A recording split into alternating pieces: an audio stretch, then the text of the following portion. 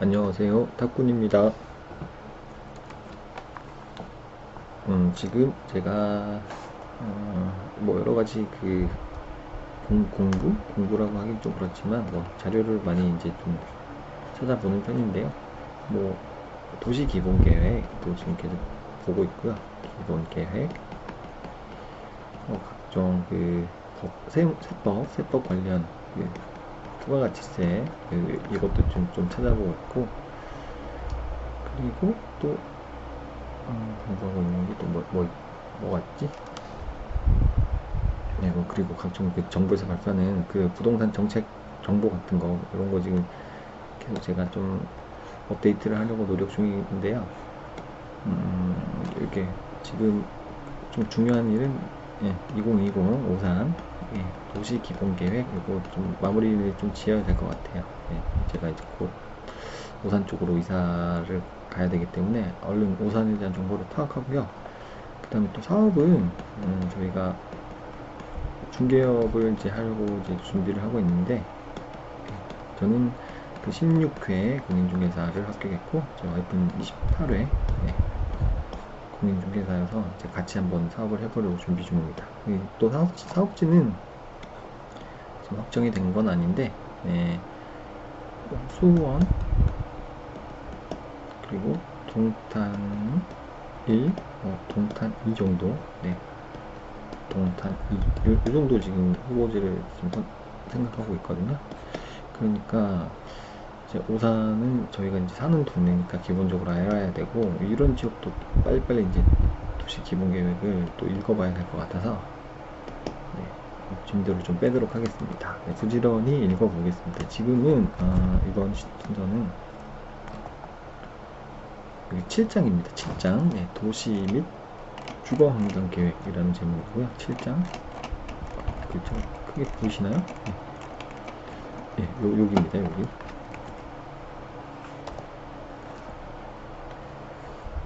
도시 및 주거환경 도시 및 주거환경 계획 여기 읽어보겠습니다. 이제 화면을 좀 키워서 보시기 쉽게 만든 다음에 시작하겠습니다. 이렇게 큰 이제 3번 도시 및 주거환경 계획입니다. 네모 1번은 현황 분석, 네모 2번은 도시 및 시가지 정비 기본 방향, 네모 3번은 도시 및 시가지 정비 추진 전략, 네모 4번은 주거 환경 개선. 이렇게 순서가 목차가 잡혀 있습니다. 3번 도시 및 주거 환경 계획, 네모 1번 현황 분석, 현황을 한번 분석해 보겠습니다. 1-1 도시 및 주거지 현황입니다. 주거지 형성 과정. 오산시의 기성시가지는 1960년 오산면이 오산읍으로 승격하면서 형성된 오산읍을 중심으로 성장 발전했습니다. 그리고 1949년 1월 오산읍에서 오산시 6개 동으로 승격을 했고요. 그래서 또 면에서 읍으로, 또 읍에서 시로 승격이 되면서 도시 개발 환경의 변화에 따라 꾸준히 인구가 성장하여 왔으며, 이에 따라 기성 시가지도 확대되어 왔다고 합니다. 4번 도심 현황 분석입니다. 오산시의 도심은 오산역 부근 구시가지와 그리고 오산시청에 있는 우남택지개발지구 쪽 주변의 신시가지 구분된다고 합니다. 오산역 부근의 구시가지와 오산시청이 있는 우남택지개발지구 주변의 신시가지로 구분이 됩니다. 오산역 부분의 구시가지의 경우에 오산역을 중심으로 국도 1호선과 경부오산 철도를 중심으로 남북 방향으로 형성이 되어 있고, 또 오산역 주변으로 중소규모의 상업 기능들이 형성되어 있으나 필지가 소규모로 분할이 되어 있으며, 그리고 또 대부분의 건물들이 매우 낙후되어 노후 불량한 상태로 방치가 되어 있다고 합니다. 또한 도로의 혼잡과 주차시설의 부족 등의 문제 발생에도 불구하고 건축물의 밀도가 높아서 기반시설 확대에 어려움이 있다고 합니다. 또 오산역을 중심으로 역세권, 중심지로 부각이 되고 있긴 하지만 기반 시설이 부족하고 가구 및 택지 기반 구조 등 개발 여건 미약으로 개발의 활성화가 미약한 상태입니다. 또 우남 택지 개발지구 개발을 통한 신시가지, 이제부터 또 신시가지가 나오네. 신시가지 경우 우산시청 그리고 공원 등 공공시설의 입지로 인해서 옥산시 새로운 도심으로 부상하고 있다고 합니다. 우남 택지 개발지구 중요하겠네요. 그래서 만약에 뭐 사업 같은 걸 하더라도 이런 쪽으로 좀 신시가지 쪽으로 좀 부상하고 있는 급부상하는 이런 쪽으로 가는 게 좋겠죠.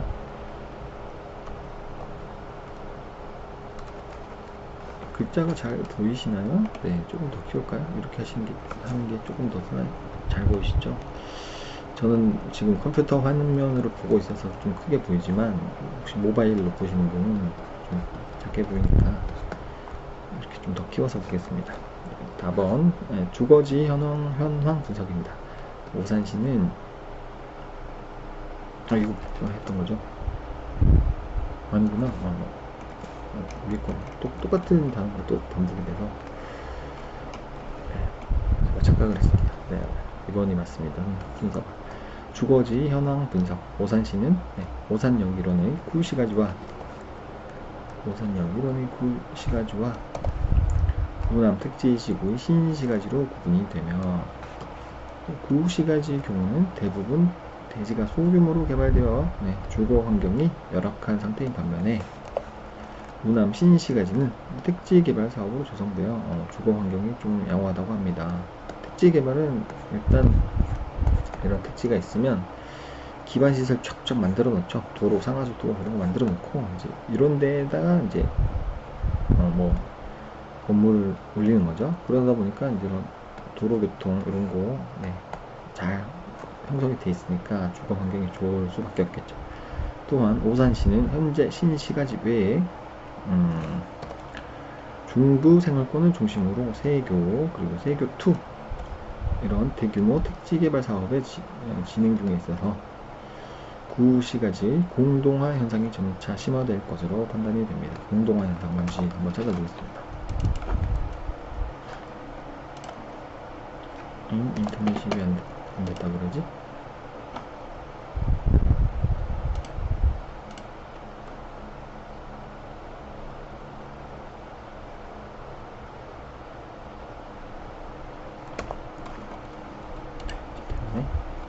공동화 현상.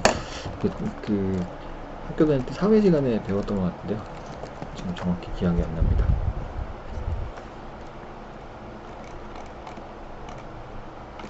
공동화 현상.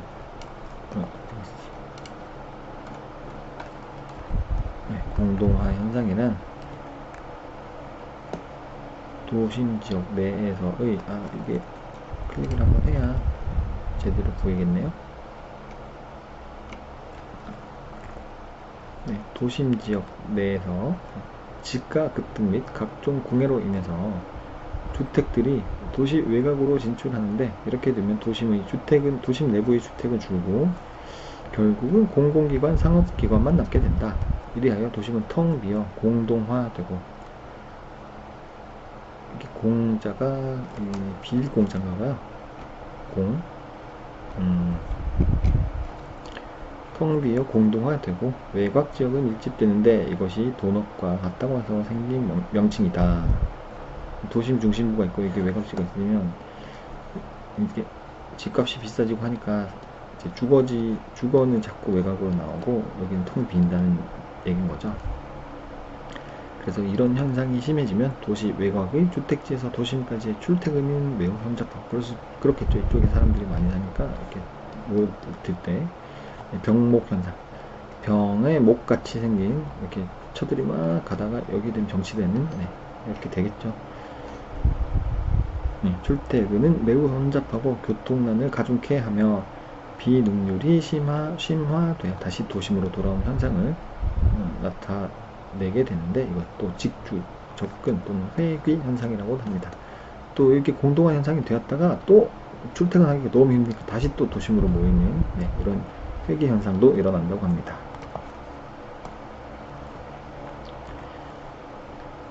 다시 읽어보면 오산시는 오산역 1호의 구시가지와 오남 택지 지구의 신시가지로 구분이 되면서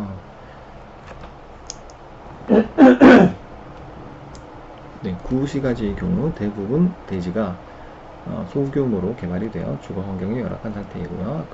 그리고 우남 신시가지는 택지 개발 사고로 조성되어 주거 환경이 매우 양하고, 또 오산시는 신시가지 외에 중부 생활권을 중심으로 세교, 세교2 등 대규모 택지 개발 사업이 진행 중에 있어서 구시가지 공동화 현상이 점차 심화될 것으로 판단됩니다. 즉 시가지 내부에 그 인구가 줄어드는 현상인 거죠. 네. 그래서 오산시는 현재 녹지지역을 제외한 시가화 구역, 네, 좀 이렇게 개발된 지역이라고 보시면 되겠죠. 면적이 9.410 제곱킬로미터로 네, 전체 면적의 22%를 차지하고 있다고 합니다. 네, 문제점입니다. 구시가지의 경우 오산역 주변이죠. 이 경우 소형 필지의 다수 분포로 계획적인 도시 개발이 어려움이 내재하고요. 뭐 계획적인 뭐 도시 개발을 하려면 만약에 큰 필지를 뭐 어떤 한 사람이 소유하고 있다 그러면 이 사람만 동의를 받고 뭐 사용하는 절차를 밟으면 되는데, 필지가 막 쪼개져 있으면 소유자가 필지 수만큼 있을 거 아니에요, 최소. 그러면 이분들 다 동의를 받고 사인도 받고 해야 되니까 힘들어지는 거죠. 네, 그리고 현재 시가지 주변에 진행 중인 택지 개발 지구로의 인구 유입으로 인해서 또 무시가지 공동화 현상 가능성이 또 도래되고 있고, 지가 상승 및 높은 건축물의 밀도로 인해서 기반시설 확대가 어렵다고 합니다. 이게 뭐 시가와 구역이 넓진 않은데 이렇게 좁은 구역에 막 여기만 개발이 되니까 여기는 또 밀도가 높은 거죠. 네. 급격한 또 인구 증가에 비해 도로, 주차장 등 도시 기반 시설이 또 절대적으로 부족하다고 합니다. 네, 1.2 기존 시가지 현황입니다. 인구와 주택. 오산시는 1995년 인구 7만 명이죠. 7만 명에서 7만. 2004년은 12만 1000명 이렇게 되는 거고, 이게 좀 읽기가 힘드네요. 그래서 10년간 뭐 6.3%의 인구 증가율을 보이고 있습니다. 가구당 인구수, 한 가구에 몇 명이 살고 있느냐? 95년에는 뭐 한 가구에 보통 3.2명 정도 살았는데 2004년에 보니까 가구당 2.9명으로 줄었다.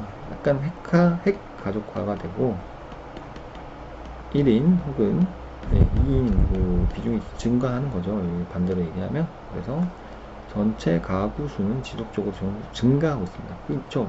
1인 1가구가 자꾸 늘어나니까, 자꾸 쪼개지니까 가구 수는 많아지는 겁니다. 뭐 인구는 변한 거 없다고 하더라도.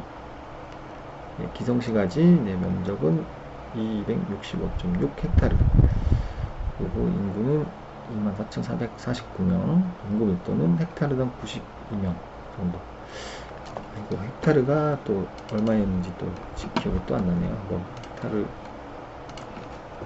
헥타르 1헥타르 1헥타르는 10,000제곱미터라고 합니다. 1헥타르는 10,000제곱미터. 그러면 100m 이렇게 되는 거죠. 100m 100m. 이 면적이 10,000제곱미터가 되니까 이렇게 보고 한번 보겠습니다. 1헥타르 그 265.6 헥타르인 거죠. 그러니까 한 변이 이렇게 되고 265 26,500m가 되는 겁니다. 이렇게 한 변이 26,500. 이게 이제 265 헥타르가 되는 거고, 1헥타르당 이렇게 100m 단위 면적이 있다면 요 안에 92명이 산다. 이런 얘기가 되겠습니다.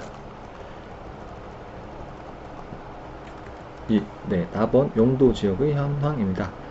상업지역의 경우 오산역을 중심으로 남북의 선형으로 분포하고 있습니다. 남북의 선형. 그리고 원동 일원에 공업지역이 산재해 있으나 현재 주거용으로 바뀌고 있다고 합니다. 합계 전체 면적은 약 265만 6천 제곱미터 정도 되는데, 그래도 주거지가 제일 넓네요. 주거지가 160만 제곱미터 정도, 구성비로는 한 60% 정도. 그리고 상업지, 그 다음엔 녹지네요. 녹지가 53만 2천 제곱미터, 약 20% 정도 되고, 그 다음에 상업지 46만 5천 제곱미터, 17.5%. 그 다음에 공업지 주녹 상공, 이렇게 순서가 되겠습니다. 5만 5천 제곱미터로 2.2%입니다. 그래서 이제 종합 분석을 해보면, 소규모의 필지와 상업과 주거 기능이 혼재된 토지 이용 및 남북으로 긴 선형 모양으로 시가지가 입지해서 교통체증 및 주차난이 심각하며, 고지가에 따른 공공시설 등 기반시설 입지가 좀 어렵다고 합니다. 신시가지의 입지와 그리고 주변 지역의 대규모 택지개발 등으로 인해서 추후 도심 공동화 현상 대도 및 슬럼화 우려가 됩니다. 이 부동산은 그 가치가 오르려면 그 주변 지역에 환해야 된다고 들은 적이 있어요. 환해야 한다. 그래서 어떤 상업지가 되려면, 요즘은 예전에는 뭐 어떤 건물에 금융기관 있잖아요. 은행이 입점을 하면 이 건물을 살겠다. 이 건물 이제 되겠네 라고 생각을 했는데, 요즘 또 반대라고 하더라고요. 왜냐면 이제 금융기관 같은 경우는 이러면 늦어도 4시 반 되면 이제 문을 닫아버리잖아요. 불을 꺼버리면, 보통 이제 은행들은 건물 1층이나 2층에 이제 입점을 하는데, 여기 불을 꺼버리면 전체가 어두워지는 거죠. 그러면 이 주변 일대가 다 어둡게 보이는 겁니다. 만약에 금융기관이 막 쫙 몰려있다 그러면 여기는 완전 깜깜해지는 거죠. 오후 4시 반만 지나면. 그러면 이제 아무리 가로등 같은 거를 환하게 비춘다고 해도 이쪽에 어떤 건물을 시설을 이용하는 사람이 없으니까 사람들이 모일 일이 잘 없겠죠. 그러다 보니까 이렇게 어두워지면 이렇게 될 우려가 생기는 거죠. 슬럼화. 약간 어둑어둑하면 범죄에 이용이 될 수도 있고, 그렇게 될 우려도 생기는 거죠. 그리고 구시가지의 공동화 슬럼화 방지 및 노후 건축물에 대한 대책 마련을 위해서 도시 환경 정비에 대한 적절한 방향 설정이 필요하다고 합니다. 그리고 신시가지 현황입니다. 신시가지는 아까 오산시청 주변 우남 택지개발지구 주변이라고 했습니다. 그래서 보시면 우남 택지개발지구 위치 및 면적, 경기도 오산시 오산동, 또 부산동, 원동 일원이라고 합니다. 이쪽이 신시가지라고 하네요. 저희가 이사간 쪽은 한 이쪽 정도 되는 것 같던데, 여기가 수원 있고 여기가 이제 용인 정도가 있고, 이쪽이 화성시, 이렇게 평택 이렇게 있고요. 저희는 조금 구시가지 쪽인가 봅니다. 면적은 84만 3천 70.8 제곱미터 정도 되고, 평으로 환산을 해보면 25만 5천 평 정도 되나 봅니다. 우남 택지 개발지구 여기가. 그래서 택지 개발 예정지구로 지정이 된 거는 94년에 지정이 됐고, 추진 경위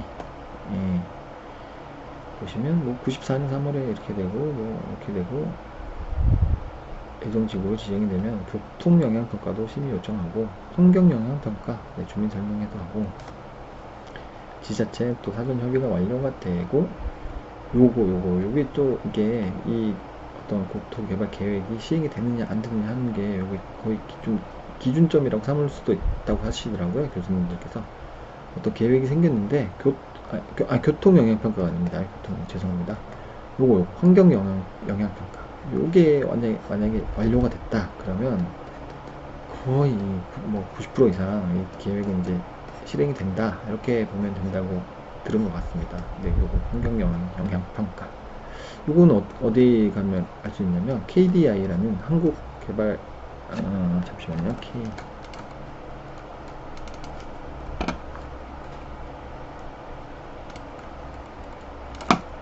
KDI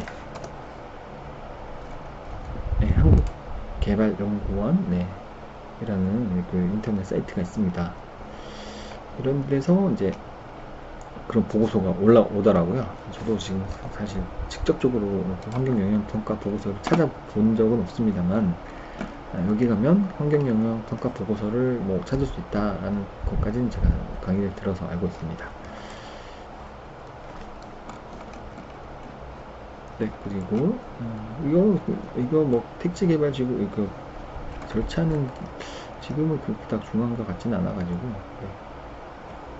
아무튼 이렇게 예정지구가 지정이 되면 뭐 교통영향평가, 환경영향평가 이런 과정을 거쳐야 되고, 그리고 지자체 사전협의도 거쳐야 되고, 뭐 실시계획 승인까지 해서 이렇게 절차가 이루어진다. 이 정도만 알고 있으면 될 것 같습니다. 그래서 또 개발 방향을 보시면 급변하는 도시화 추세 및 인구의 도시 집중으로 야기되는 제반 도시 문제 중에 핵심적인 주택 문제를 해결하고자 공영개발 방식에 의한 경제적인 주거단지 조성이 목적입니다. 공영개발 방식. 여기 세교 택지 개발지구 있습니다. 이쪽은 저희가 이제 이사가는 지역하고 좀 가깝더라고요. 그래서 맨 처음 갔을 때는 이 도시 기본 계획을 전혀 모르고 갔는데, 아무튼 이 주변 저희가 이제 이사갈 지역이 한 이 정도 될 것 같은데, 이 주변으로 아파트들이 많이 생기고 있더라고요. 택지 개발 지구였나 보네요. 그래서 나번 세교 택지 개발지구 2009년 완공 예정이면 이미 완공이 됐겠습니다. 그래도 뭐 이 주변으로 아직까지 또 개발이 많이 되고 있는 거 보니까 좀 큰 사업이긴 한가 봅니다. 경기도 오산시 세교동, 금암동, 내외삼미동, 수청동 일원입니다. 323만 4,050제곱미터, 97만 8천평 약 정도 되겠고, 추진 경위도 이게 예정지구로 지정을 했다가 뭐 지정 변경 및 개발 계획 승인을 받고 뭐 이런 절차가 쭉 있습니다. 그리고 2004년에 택지 개발 예정지구 지정 변경 및 개발 계획이 변경되고 실시 계획이 승인되었다고 합니다.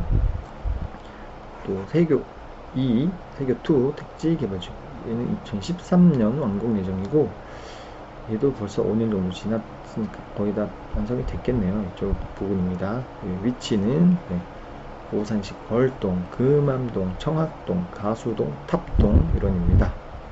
면적은 296만 2천 제곱미터, 약 89만 6천 평 정도 되고, 경위를 보시면 절차상 얘기니까 개발 계획이 승인되고, 보상 협의가 착수되고, 실시 계획이 승인되고, 부지 조성공사 착공되고, 주민 최초 입주를 했고, 2011년 3월에 입주를 했고, 2013년대 사업이 다 준공이 됐다고 합니다. 요거는 이제 감정평가사님들이 오셔가지고 이제 보상금을 감정평가 하시겠죠. 요거를 평가하실 때는 토지 등 취등 및 갑자기 법이 이름이 생각이 안 납니다. 죄송합니다.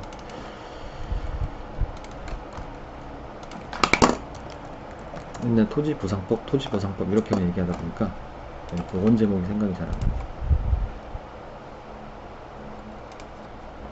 토지 등의 죄송합니다. 공익사업을 위한, 뭔가 빠졌다 했다. 공익사업을 위한 토지 등의 취득 및 보상에 관한 법률이라는 법이 있습니다.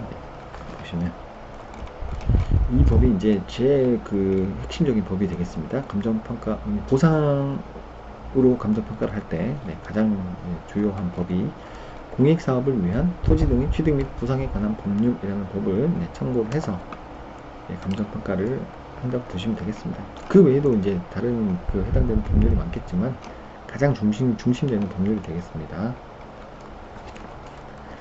그리고 신시가지 문제점, 뭐 하나만 그냥 여담을 말씀드리면, 제가 감정평가사 이제 공부를 조금 깊이는 안 했는데 조금 했는데, 이걸 이제 만약에 합격선에 들려면 방금 말씀드렸던 토지보상법 1조부터 거의 다 달달달 외워야 된다고 할 정도로 그렇게 공부를 해야 되더라고요.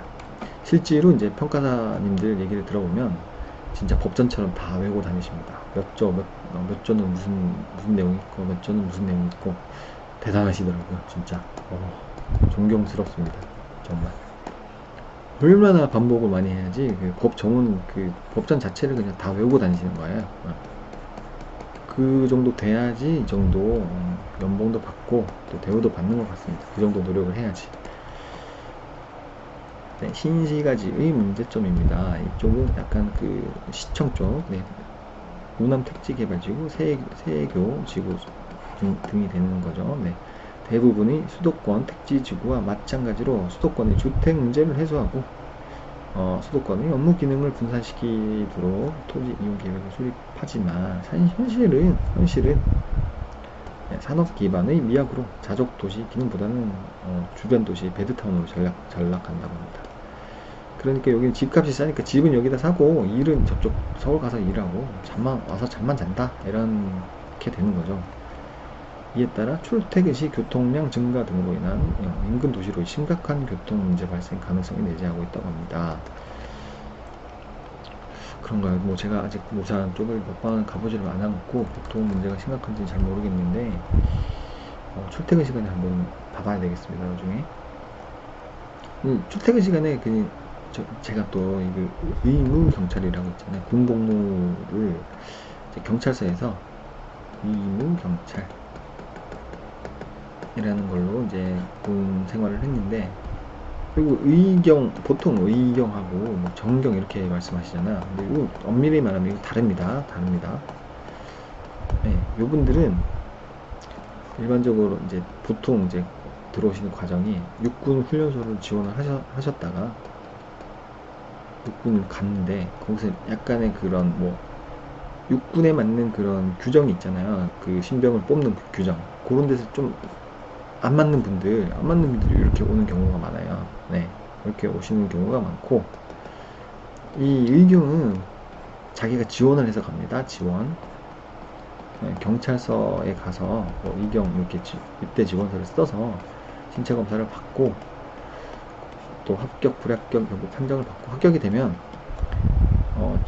저 같은 경우 4주간 육군 군사 기초 훈련을 받고 또 그 후에 6주간 충주에 있는 중앙경찰학교라는 기관에서 또 6주간의 기본적인 그런 또 교육을 또 경찰 관련 교육을 받습니다. 경찰 업무 관련 교육. 네, 그런 유도 같은 거 이런 호신술도 배우고요. 범죄자를 제압하는 요령 이런 것도 간단하게 배우고 체력 단련도 하고 그런 과정이 있습니다. 아무튼 그래서 이제 요 생활을 하다 보면 이 의무 경찰이 주로 하는 일은 흔히 말하는 데모 진압 있잖아요. 시위 진압. 여기도 나가고요. 시위 진압. 이게 가장 큰 업무입니다. 시위 진압. 그리고 방범 순찰. 이런 업무도 같이 합니다. 일반 경찰분들하고 정직원 경찰분들하고 2인 1조, 3인 1조 이렇게 조를 맞춰가지고 새벽에 이제 순찰도 돌기도 하고, 시위가 생기면 시위 나가기도 하고, 소위 말씀하시는 닭장차 있잖아요. 버스, 철창을 달린 버스를 타고 정경만 여기 나가는 게 아니라 의경도 다 나갑니다. 시위 진압에 여기 다 나가고. 저는 또 여기 닭장차라고 하면 좀 그렇죠. 이렇게 의경 버스 앞에 보면 이렇게 지휘차가 있어요. 이렇게 집차 이렇게 까만색으로 경광등 하나 달고, 저는 요거 운전병을 했습니다. 요거 지휘차라고 그러거든요. 지휘차. 여기 대장님이 타시고 여기 이제 소대원들이 타고, 지휘차가 먼저 길을 쫙 열어주면 뒤에 버스들이 축축축 따라오거든요. 네, 그런 역할을 했고, 그래서 지금 뭐 하다가 이 얘기가 나왔죠? 교통 이게 RH 근무라고 출퇴근 시간에 보면 사거리 같은데 경찰도 아닌데 의경 같은 분들이 막 서서 이렇게 무슨 무전기 같은 걸로 신호기 막 잡는 거 보시잖아요. 그럴 경우에 이제 RH 근무 러시 아워라는 약자인데, 러시 아워가 이제 막 교통 혼잡 시간을 말하는 거잖아요. 요 시간대에 근무하는 거를 이제 이렇게 가면 신호기가 있습니다. 요런 거를 만약 이쪽은 차가 엄청나게 많고 여기는 좀 차가 좀 적다 그러면 이쪽으로 가는 신호를 좀 오랫동안 수동으로 이렇게 열어주고 이쪽으로 가는 신호는 좀 빨리빨리 끊고 이렇게 하는 역할들을 해주는 거죠. 그러면서 이제 교통 그런 양을 이제 조절을 합니다. 네, 도로. 갑자기 그 도로 그 양이 심각한 교통 문제 여기에 나가지고 말씀드려봤습니다. 그냥 제가 경험한 게 있어가지고. 네, 도심 지역의 기존 산업을 보호 육성하고 2번 도심 및 시가지 정비 기본 방향 보시면 도심 지역의 기존 산업을 보호 육성하고 신산업 유치를 통한 도심 지역의 활성화 그리고 커뮤니티 유도 및 형성을 위한 경쟁력 강화로 자발적으로 도심 사회 문제 개선을 유도하고요. 그리고 구시가지의 상업지역과 또 불량한 또 주거지역은 주거 환경 개선 사업 혹은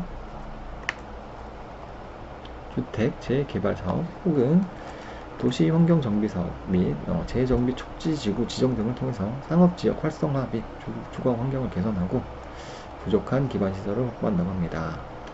그리고 친환경적인 구시가지 정비를 통해서 친환경적인 이게 이제 사실은 이제 화두이죠. 아직까지 뭐 시골이나 뭐 그런 좀 개발이 좀 덜 된 곳은 좀 이런 그런 기조가 좀 덜하겠지만 이제 일단 서울 같은 경우도 이미 개발될 곳은 개발될 대로 다 됐고 개발 가용지는 거의 부족한 실정이니까 이제는 서울 같은 경우는 도시기본계획의 기본 방향은 친환경 이겁니다. 친환경. 녹지 조성 이런 거. 그 오산도 아직까지 뭐 서울만큼 개발된 지역은 아니지만 어쨌든 구시가지를 정비할 때는 친환경적으로 어떤 디자인을 한다거나 설계를 한다거나 해서 상업, 업무, 주거가 서로 조화될 수 있는 복합적인 공간 구조를 창출한다고 합니다. 그리고 신시가지 경우에는 구시가지의 중심 기능을 보완하고 그리고 부도심 기능을 수행할 수 있도록 공공시설 및 편의시설을 계획적으로 배치한다고 합니다. 아무튼 도시기본계획은 추상적, 장기적, 개념적 이런 특성을 갖다 보니까 몇 번 말씀드렸지만 구체적으로 뭐 도로 폭은 몇 미터로 한다, 뭐 무슨 업무시설은 어디에 배치한다 이런 건 없습니다. 없고 좋은 말만 다 써놨습니다. 그 교통 소통 원활하도록 한다, 도시 기능 친환경적으로 설계한다 뭐 이런 식으로 그냥 도덕책 보는 것 같은 느낌 있지 않습니까? 도덕책 읽으면 다 옳은 말만 써놨잖아요. 약간 그런 느낌이라고 보시면 되겠습니다. 3.1 도심 기능의 활성화입니다. 도심의 중심 기능인 상업 업무 기능을 적극 유치하여 도심 기능의 활성화 정책을 유도하고요. 또 재래시장, 요식업, 유통업 등 기존 상업의 리모델링을 통해서 기존 상업시설의 첨단화 및 현대화입니다. 이게 또 보통 보시면은 단어들도 이렇게 건축법에 보시면은 그 리모델링이라는 단어를 이제 건축법에서 쓰고 있거든요. 그러면 이제 좀 부동산을 좀 공부하신 분이면 좀 이런 단어를 법적 용어로 쓰는 게 좀 좋지 않을까. 어떤 분들은 리뉴얼 이러시는 분도 계시고 리노베이션 이렇게 하시는데 일단은 법상 표현된 용어는 리모델링이라고 합니다. 이제 어떤 기개발지를 다시 개발한다는, 다시 이렇게 좀 뭔가 좀 변화시킨다는 의미는 리모델링이라는 게 이제 표준적인 표현이 될 것 같습니다. 물론 부동산 관련 법에서 모든 법에서 다 리모델링이라는 표현을 쓰느냐 또 그건 또 저희가 확실히 모릅니다. 제가 모든 법을 다 아는 건 아니기 때문에 일단 제가 아는 한 건축법에서는 리모델링이라는 표현을 쓰더라 하는 겁니다. 그래서 이게 리뉴얼 이런 표현 틀린 말은 아니죠. 의미는 다 같은데 그래도 이제 공부를 한 사람이면 이왕이면 법적 용어를 좀 쓰면 좋지 않겠냐 그런 생각도 해봤습니다. 리뉴얼 이런 얘기도 쓰고 다양한 용어들이 난무를 하더라고요. 제가 현장에 한번 가보니까 기존 상업시설의 첨단화, 현대화를 통한 활성화를 위해 도심형 산업에 대한 재정 및 행정의 적극적인 지원 대책이 강구되어야 될 것이고, 그리고 노후 불량한 건축물에 대해서 개선책 및 가로 정비를 통해서 친환경적, 여기도 친환경도 나오는 또 쾌적한 도시 경관을 조성해야 할 것입니다. 기반 시설을 확충하고, 참 이거 말은 되게 쉬운데 그쵸?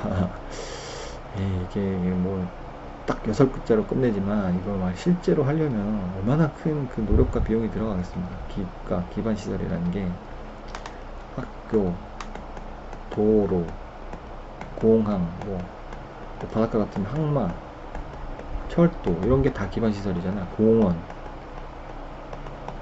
이거 뭐 한두 푼으로 되는 것도 아니고 뭐 그리고 하루 이틀만 도 되는 것도 아닌데, 그러니까 이제 도시 기본 계획의 성격을 이런 데서 보실 수가 있는 거예요. 그냥 뭐 되게 쉽게 써놨습니다. 기반 시설 확충, 뭐 이면도로 확장, 말은 되게 쉬운데 이제 이걸 어떻게 이제 구체적으로 실행화 시킬 거냐 하는 거는 이제 도시 관리 계획으로 가보셔야 되는 거죠. 관리 계획. 요거는 이제 구체적인 계획이 되는 겁니다. 여기서 이제 뭉뚱그려가지고 뭐 기반시설 확충 이렇게 써놓으면 여기 가서는 무슨 기반시설을 어떻게 만들 것인지, 몇 미터로 만들 것인지, 규모를 어떻게 할 것인지, 어디에 배치할 것인지, 뭐 이런 거 자세한 사항이 여기다 다 나오는 거죠. 그리고 주차 공간 확보 등 도심 교통 환경 개선을 위한 효율적 정비 방안 마련이 또 필요하겠습니다. 그리고 3.2 기존 시가지 환경 정비입니다. 구시가지의 낙후된 지역에 대한 주거 환경의 개선과 기반시설 확충 및 도시 기능을 회복을 이렇게 한 게 표현이 맞나요? 읽어보겠습니다. 아무튼 도시 기능을 회복을 광역적으로 계획하고 체계적이고 효율적으로 추진한다고 합니다. 확충 및 도시 기능의라고 표현한 게 맞는 것 같은데, 제가 목적어가 두 개가 이렇게 겹치는 경우가 잘 없을 텐데, 아무튼 그런 것 같습니다. 공공문서인데도 이런 오타가 나오기도 하는 것 같습니다. 도시 재정비 촉진을 위한 특별법에 의한 재정비 촉진지구도 또 지정해야 될 것 같고, 주거 환경 개선 사업, 주택 재개발 사업, 도시 환경 정비 사업 등을 통한 각종 정비 사업 시에 정비 사업 간의 유기적인 계획을 통해서 구시가지 균형 발전 등. 근데 이게 법들 간에도 이게 뭐 체계라 그럴까요? 우선순위, 우열이 있긴 하잖아요. 맨 위에 헌법이 있고,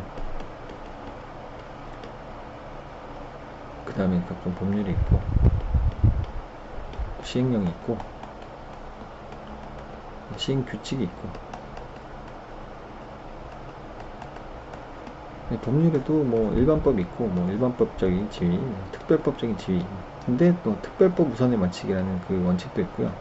그리고 같은 일반법이 여러 개 이제 중첩되는 경우도 있잖아요. 이 법도 해당이 되고, 이 법도 해당이 되고, 이 법도 해당이 될 때, 이럴 때 이제 유기적인 계획으로 서로 잘 조화롭게 해라, 뭐 이런 얘기인 것 같습니다.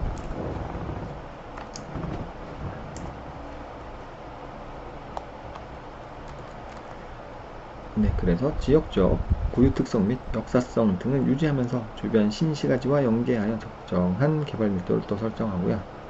커뮤니티 유도를 통해서 계획적 개발로 경쟁력이 강화될 수 있도록 주거 환경 정비 방식 및 정비 유형 기반 시설을 또 계획하고, 쾌적한 시가지 환경 조성을 위해서 친환경적인 기법 및 오산천 등의 주변 자연환경을 적극 활용하고요. 오산이 약간 이렇게 생겼으면 오산천은 이렇게 흐르는 하천인 것 같더라고요. 제가 오산천 직접 가보지 못했지만 이제 지도상으로 확인한 겁니다. 저희가 이사갈 동네는 이쯤이 된 것 같고, 세교 1지구가 한 이쯤 되는 것 같고, 세교 2지구가 한 이쯤 되는 것 같고, 그런 것 같습니다. 원활한 정비사업 추진을 위한 공공의 적극적인 지원 방안이 또 마련되어야 될 것 같고요. 오산천 및 주변 녹지로 보행 네트워크를 구축하고, 테마공원 및 생활 가로 조성을 통해 시가지 활성화를 유도합니다.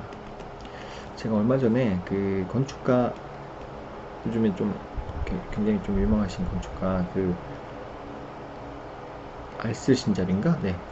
그 프로그램에 나왔던 그 건축가님 아시죠? 유현준 건축가님이신 것 같은데, 그분이 어떤 프로그램에 나오셔가지고 어떤 도시개발 할 때 좀 이랬으면 좋겠다 하는 그 이상향적인 그 개발 계획을 말씀하시는데, 그러니까 걷고 싶은 그런 도시를 만들자 하는 얘기를 하시더라고요. 걷고 싶은. 참 이거 중요한 말씀 같더라고요. 지금 우리나라 같은 경우는 이제 막 블록마다 걸어가다 보면 뭐 지하철로 끊기고 뭐 차도로 끊기고 뭐 그리고 그때 말씀하셨던 주요 요지가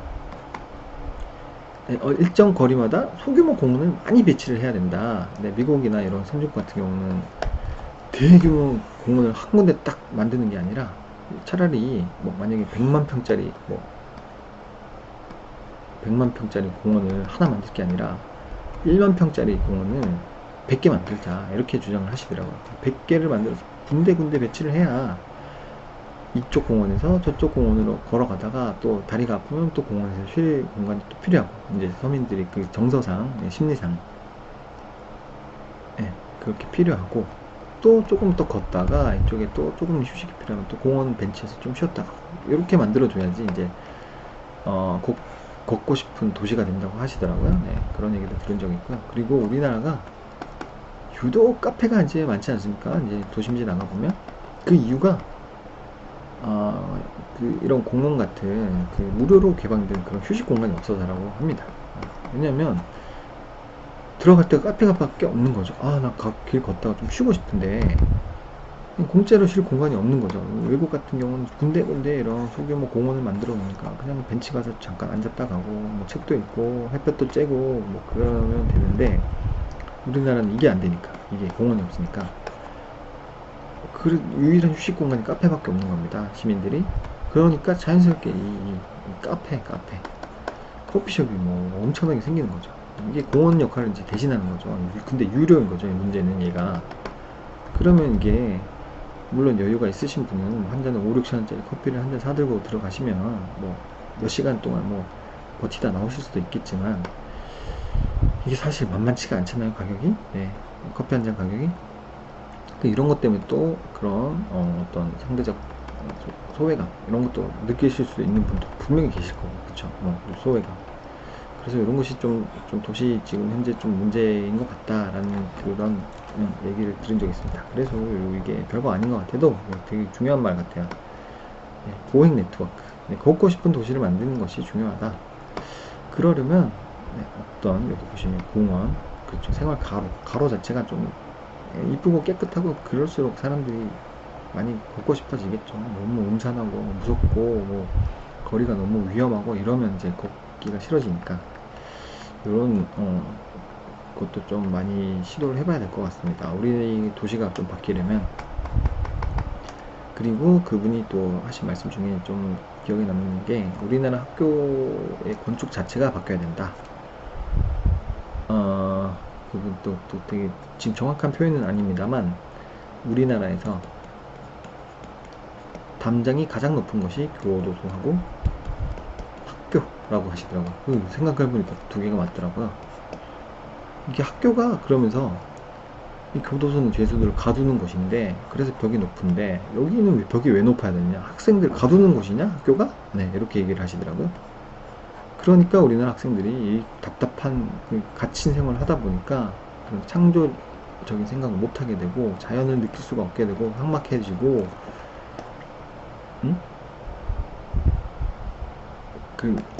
각종 안 좋은 현상들이 많이 생기는 거 아니냐 하시면서 학교의 담장을 허물고 자연을 최대한 느낄 수 있게 창을 최대한 크게 만들어야 된다, 이렇게 주장을 하시더라고요. 네, 그러면서 또 명언을 하나 남기신 게 있습니다. 미국에서 또 유명한 건축가분이 이제 어떤 교장 선생님으로부터 학교 건물을 설계를 의뢰를 받으셨습니다. 근데 이 건축가분은 학교 건물은 이래야 한다 하면서 창을 엄청나게 크게 뚫으신 거죠. 전체를 막 창을 만드신 거죠. 학교 건물 설계를 하셨는데 교장 선생님이 이 계획안을 보시더니 건축가님 학교에 창을 너무 많이 뚫어 놓으면 애들이 수업 시간에 집중을 안 하고 창밖만 보게 됩니다. 그러면 그 앞에서 강의하신 선생님이 뭐가 되겠습니까? 이렇게 얘기를 하니까 이 건축가분이 제가 생각할 때는 자연보다 더 좋은 선생님은 없다고 생각하는데 교장 선생님은 어떻게 생각하십니까? 이랬다고 하시더라고요. 네, 참 멋진 말인 것 같습니다. 그만큼 이제 유 건축가님도 학교 건축이 달라져야 된다. 그래야 우리 학생들이 자연과 함께 커가고 자연을 바라보면서 자연을 느끼고 공감하고 소통하면서 그렇게 좀 자라났으면 좋겠다 하는 얘기도 하시더라고요. 네, 참 그때 좀 좋은 얘기를 많이 들은 것 같습니다. 잠깐 짧은 시간이었지만, 네. 그래서 이제 기회가 되면 그 건축가님이 쓰신 그 책도 제가 지금 구입해서 좀 읽어보려고 하는데요. 요즘에 제가 책을 너무 많이 사가지고 지금 읽을 책이 막 수십 권이 지금 밀려 있는데 또 책을 사면 이걸 또 언제 읽을까 싶어가지고 아직 구입을 못하고 있습니다. 나중에 또 구입해서 읽으면 또 한번 소개해드리겠습니다. 또 저는 또 건축가를 나와가지고 이런데 또 관심이 또 많거든요. 네, 앞으로 우리 건축이 나아가야 할 방향 같은 거.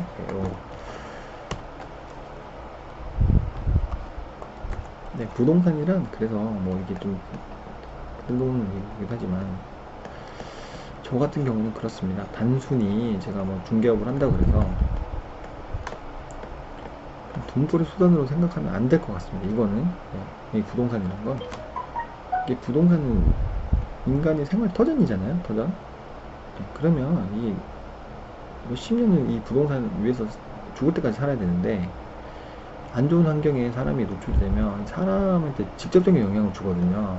이런 것까지 좀 생각을 했으면 좋겠어요. 우리 부동산 하시는 분들도 막무가내로 그냥 뭐 집어넣으려고 하지 말고 이분들이 어떤 환경에 무엇을 하시기를 원하느냐, 그럼 어떤 환경이 필요할 것 같냐, 그런 것도 좀 생각하시고, 네, 많이 선배님도 많이 잘 하시겠지만, 네, 그런 것도 좀 생각을 했으면 더 좀 바람직한 사회로 가지 않겠느냐, 그런 생각도 해봤습니다. 제가 또 실무를 하면 또 어떻게 될지 모르겠지만 일단 생각은 그렇습니다.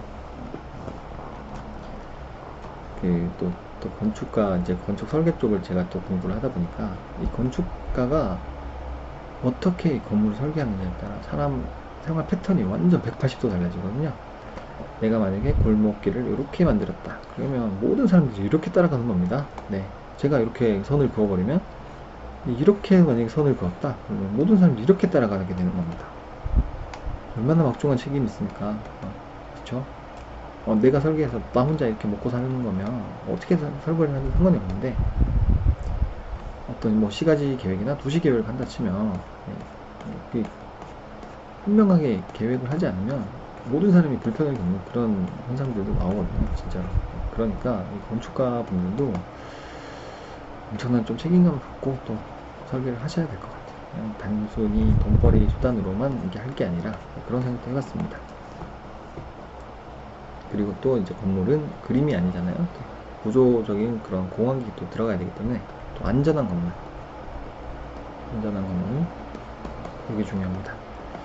이게 자꾸 이제 이상한 얘기로 자꾸 흘러가고 있는데, 하나만 더 좀 우스갯소리처럼 말씀을 드리면, 제가 2016년에 그 건축사 이제 시험을 한번 도전했습니다. 건축사 시험. 그 이제 공부하면서 학원을 가서 이제 수업을 들었죠.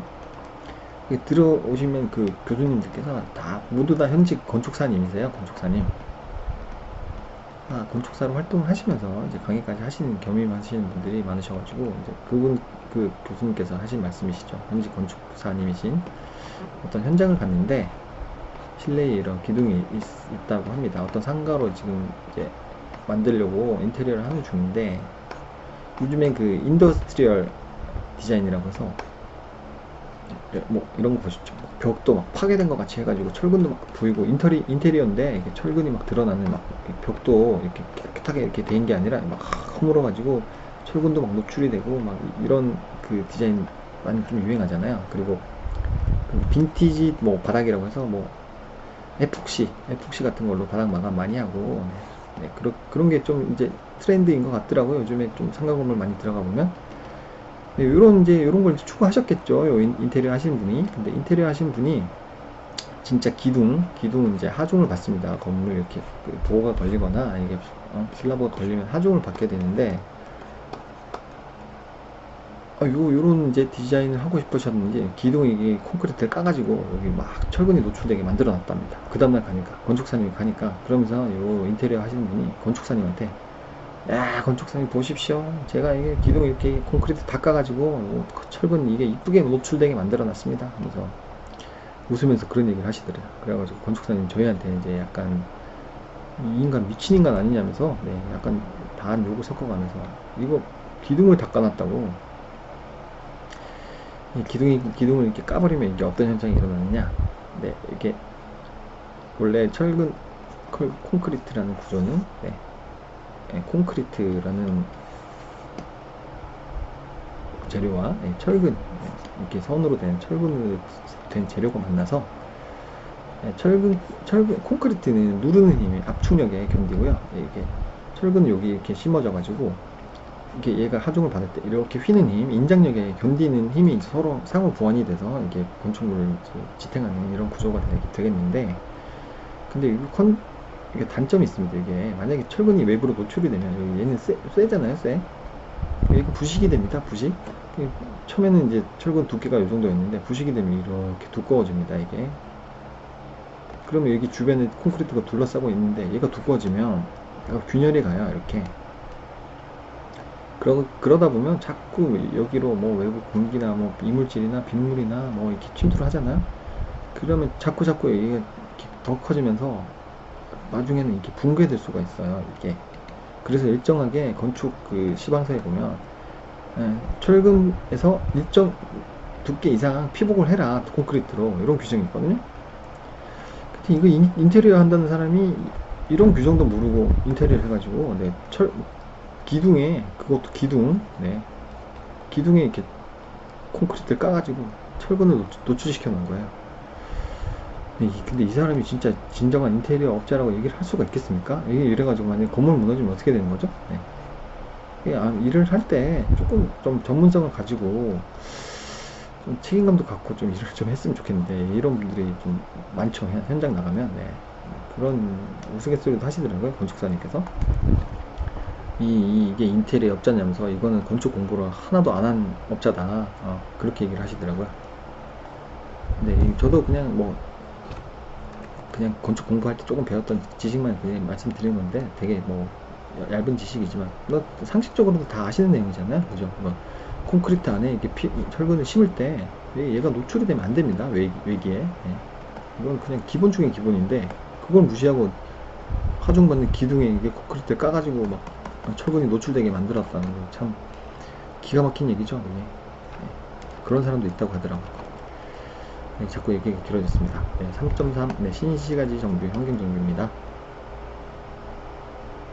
친환경적이고 쾌적한 거주 환경이 조성된 주거 도시로서의 위상을 강화하고요. 그 다음에 도시 환경 악화 방지 차원으로 당초 의도하지 않았던 숙박 용도, 오피스텔 등 특정 용도의 과도 개발의 합리적 제어를 노력합니다. 또 주거지와 주거 지원 기능의 지속적 보완을 통해서 보다 더 쾌적한 주거 공간을 조성해야 하고, 세교 및 세교2 등 택지 개발지구의 경우 구시가지와 우남지구 등과 연계 검토를 통해서 가장 합리적이고 이상적인 개발 계획을 수립해야 하겠습니다. 좋은 말은 다 써 있습니다.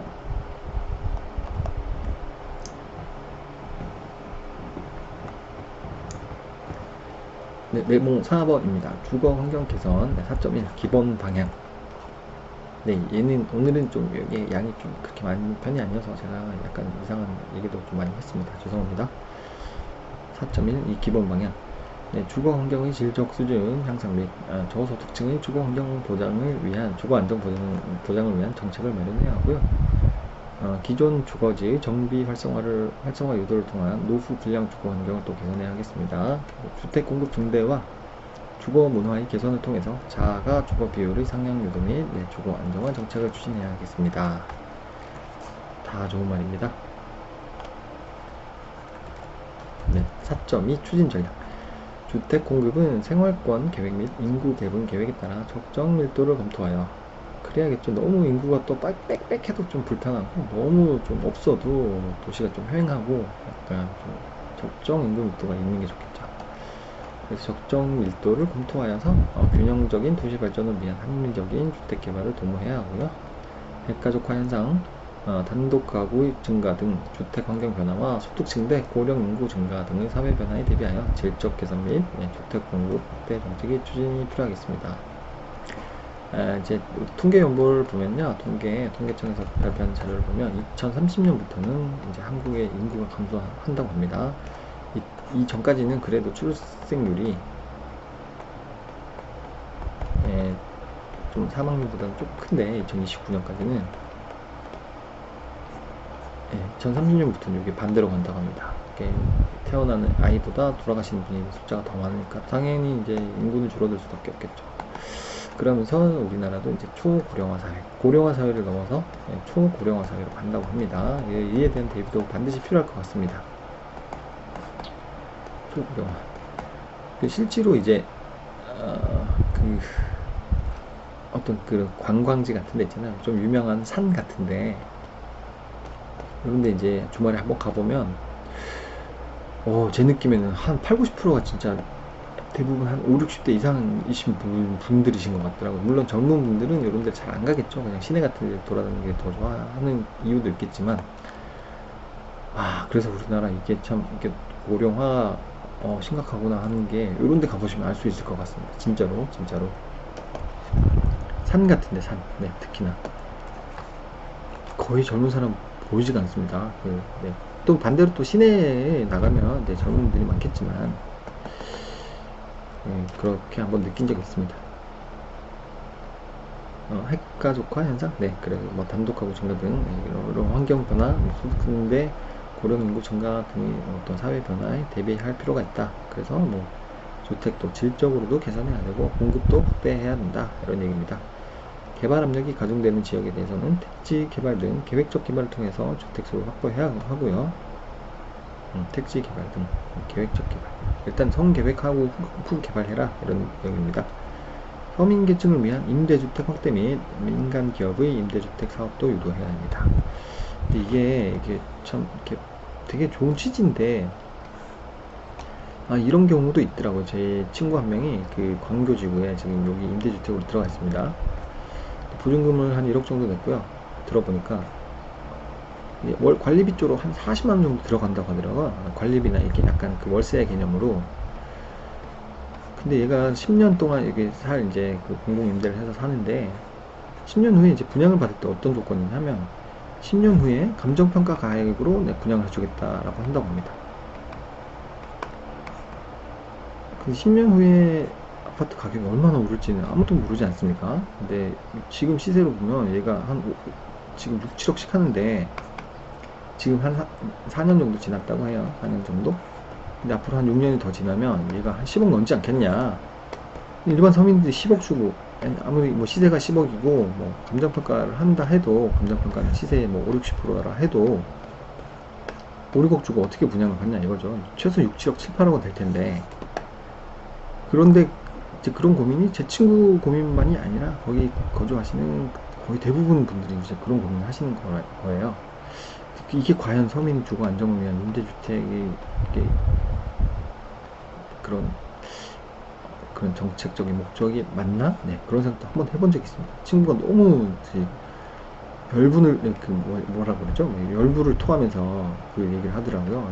이래가지고 이게 어떻게 서민 주거 안정이 되냐 하면서 그래서 저도 요거 한번 고민을 해본 적이 있습니다. 저는 그냥 들어가면 뭐 보증금만 조금만 내고 몇십 년 살 줄 알았어요. 진짜 부동산에서 아무것도 모를 때는. 네. 근데 그게 아니라 10년 후에 분양을 받을 때는 자기 집이 될 가능성이 너무 낮은 거죠. 이제 임대주택으로 살다가 가격이 너무 뛰어버리니까 그런 문제점이 있는 것 같습니다. 이런 것도 좀 개선을 할 필요가 있는 것 같더라고요. 진짜 서민을 위해서 그 주택 정책을 편다면 네. 저는 이런 어떻게 해결할지 뭐 해결책 같은 거 생각도 못 하겠지만 진짜 더 훌륭하신 분이 많이 계실 테니까 이런 분들이 이런 좀 해결책을 좀 잘 제시를 해주셨으면 좋겠습니다. 네, 친환경적인 주거 환경 조성을 위해 신주거 개발지는 중저밀도 위주의 개발 유도. 네. 그리고 구시가지 및 노후 불량 주택지는 주거 환경 개선 사업, 네, 도시 환경 정비 사업, 재개발 사업 등을 추진하여 양호한 주거 환경 개선. 네. 그리고 공원, 도로, 주차 공간 등 도시 기반 시설 및 생활 편익 시설의 정비를 통해 쾌적한 주거 환경을 조성한다고 합니다. 이제 마지막인 것 같습니다. 네. 다행히 양이 많지가 않아서 4.3 주택 공급 계획입니다. 네, 오산시 2020년 목표 인구 35만이었나? 35만? 갑자기 또 다르게 느껴지네. 아무튼 2020년에 오산시의 목표 인구는 35만이라고 하고요. 네, 맞습니다. 네, 그리고 네, 주택 공급 27만 명 아니었나? 저기 헷갈리네. 아무튼 35만 명에 대한 여론 요게 맞춰서 주택 공급 계획을 수립해야 하고, 그 우남 택지지구 조성 이전에는 주택 보급률이 70% 내외였지만 그 우남 택지지구 조성 후에 급격히 증가하여 주택 보급률이 100%를 넘었다고 합니다. 그리고 2002년 이후에 주택 보급률 90% 내외의 안정세, 100% 넘었다가 여기 한 90%대 안정세로 왔다고 합니다. 그래서 2020년 목표 연도 인구 증가에 따른 주택소 확대를 위해서 현재 계획 중인 세교나 세교2 택지지구 이외에도 부시가지나 어떤 계획된 시가와 예정 용지를 이용해서 택지 조성이 필요하다고 합니다. 네, 이상 이제 7장 오산 2020 오산 도시기본계획 이제 7장을 읽어봤고요. 7장 다음 시간부터 또 8장을 또 계속 읽어보도록 하겠습니다. 시청해 주셔서 감사하고요. 오산도 읽고요. 제가 오산 주변 경기도권부터 시작해서 가능하면 전국까지 한번 다 읽어볼 수 있도록 하겠습니다. 시간이 많이 걸리겠지만 포기하지 않고 진정한 부동산 전문가가 되는 그날까지 열심히 읽어보겠습니다. 네, 관심 있으신 분들은 그냥 구독하기 눌러주시면 제가 이렇게 업로드를 하면 이렇게 뜨니까요. 그렇게 해서 좀 보시면 더 편하실 것 같아요. 제 말투나 목소리 같은 게 마음에 안 드시더라도 저는 좀 이런 생각입니다. 그냥 이런 거 정리해가지고 요약해서 보여드리면 한눈에 알아보시긴 쉬운데, 근데 부동산에서 잘 모르시는 분들은 그냥 요약해서 이렇게 막 보여주면 뉴스처럼 막 단답식으로 막 문장을 만들어서 보여주면 제가 그랬었거든요. 제가 뉴스를 보면 저게 무슨 말인지 이해가 안 되는 겁니다. 진짜 이거 모르면은 제발 좀 너무 줄여서 쓰니까 말들을 표현을